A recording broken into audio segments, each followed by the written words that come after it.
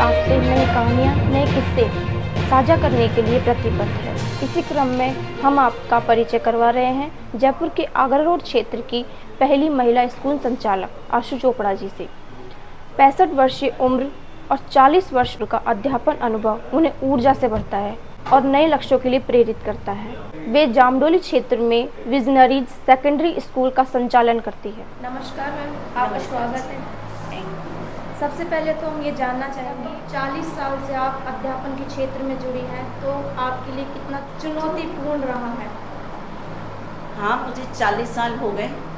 शुरू में लगा था कि बच्चे छोटे हैं, इसको कैसे चलेंगे, लेकिन जैसे जैसे हम आगे बढ़ते गए रास्ता साफ होता गया। चुनौती आती है, पहले जॉब में थे, जॉब के साथ साथ हम बच्चों को भी देखना, पढ़ाना भी, कि हम ये काम तो कर रहे हैं लेकिन कहीं अपने बच्चों के साथ कोई अनहोनी नहीं हो जाए या बच्चे कहीं पीछे नहीं रह जाए, उस चीज़ को भी सामने रखकर हम आगे बढ़े हैं। और आज हमारे बच्चे भी सेटल हैं और इस क्षेत्र में भी बहुत अच्छा स्थान हमने प्राप्त किया है। और 40 सालों का मुझे बहुत अच्छा अनुभव है।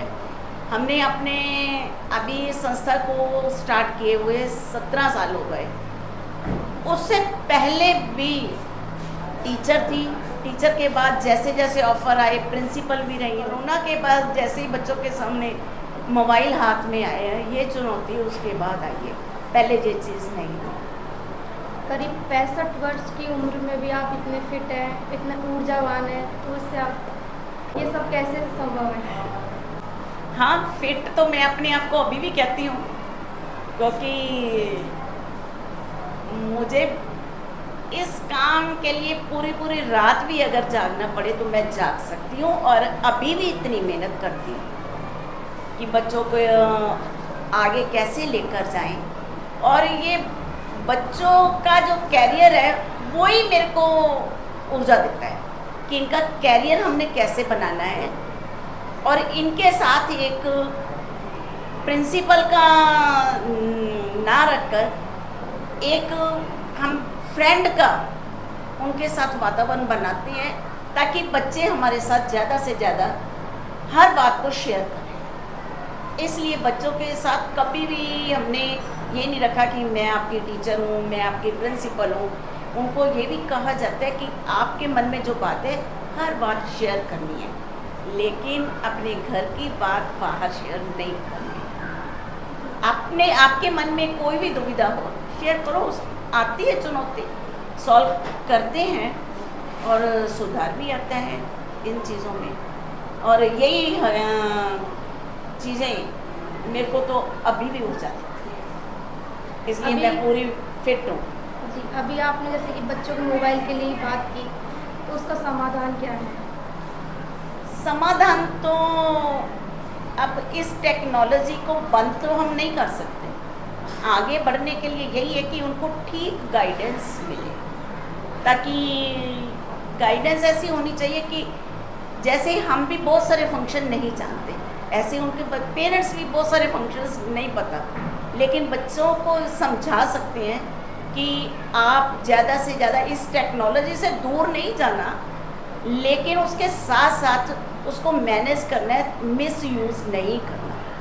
ये टेक्नोलॉजी ज़रूरी भी है। हमें आज भी कमी लगती है कि हम इस टेक्नोलॉजी का पूरा फ़ायदा नहीं ले पाते।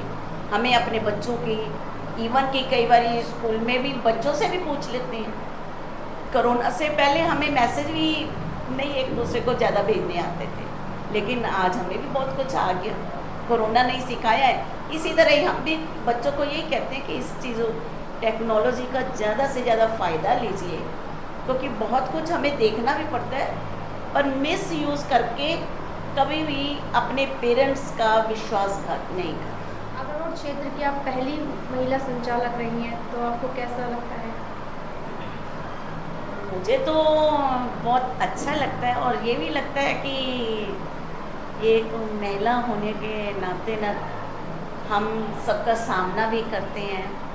आसपास और भी बहुत संस्थाएं हैं, आजकल तो हर गली में, हर मोहल्ले में अच्छे अच्छे स्कूल है, लेकिन मैं तो ये एरिया या लोकेलिटी ऐसी है जिसमें हम अकेले ही आगे बढ़े हैं।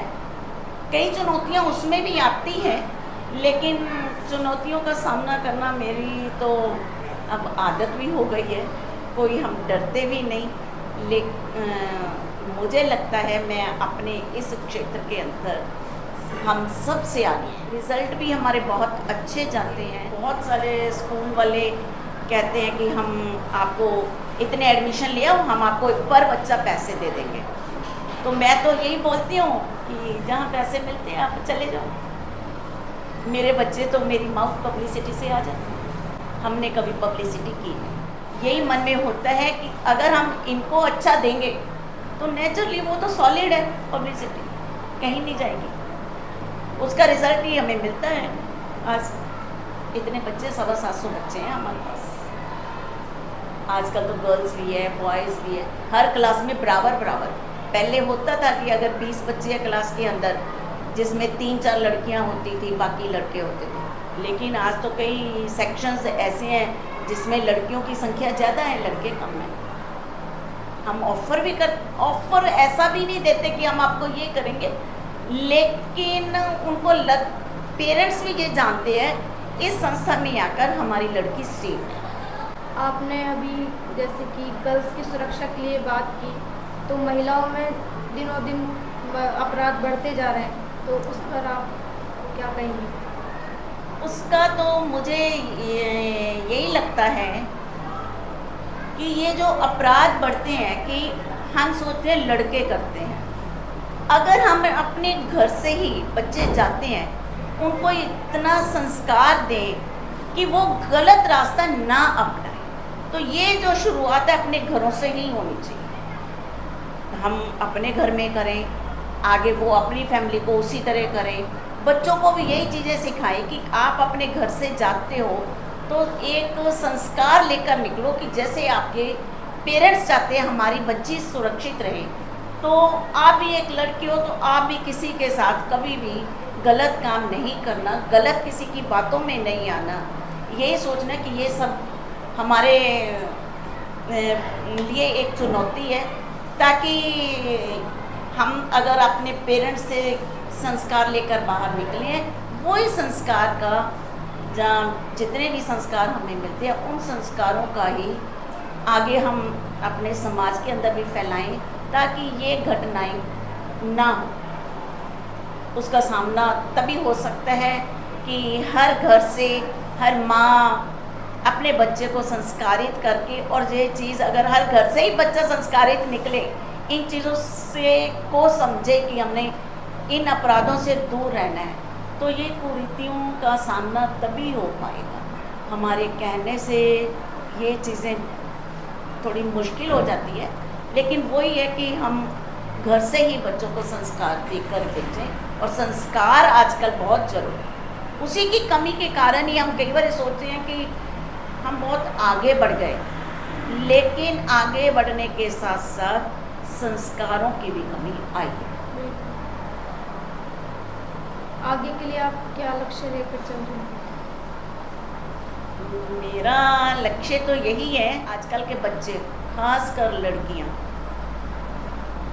उनको एक ऐसी शिक्षा भी साथ साथ मिलनी चाहिए जिसका मुझे भी लगता है कि हम शुरू करें कि कई बच्चों में जहाँ लड़कियों में टॉलरेंस नहीं है, वो आफ्टर मैरिज, मैं भी आपके बराबर जॉब करती हूँ, लड़के लड़कियाँ आजकल बराबर की जॉब करते हैं, लेकिन एक लड़की होने के नाते उसमें बहुत पेशेंस होनी चाहिए, क्योंकि उसने अब परिवार को भी मैनेज करना है और समाज को भी मैनेज करना है, अपने काम को भी करना है, सब चीज़ें मैनेज करनी है। ये प्रॉब्लम मेरे साथ भी आई थी कि हमने अपने घर के साथ साथ सब कुछ मैनेज किया, लेकिन पेशेंस भी बहुत थी। बच्चों में खासकर लड़कियों में पेशेंस तो बहुत होनी चाहिए, और सेल्फ प्रोटेक्शन की शिक्षा दी जाए। ये मेरे सामने एक चुनौती है कि मैं इस काम में भी आगे हूँ। आपके परिवार का सपोर्ट कैसा है? सपोर्ट तो हाँ, बहुत मिला मेरे को, तो शुरू से ही बहुत सपोर्ट किया।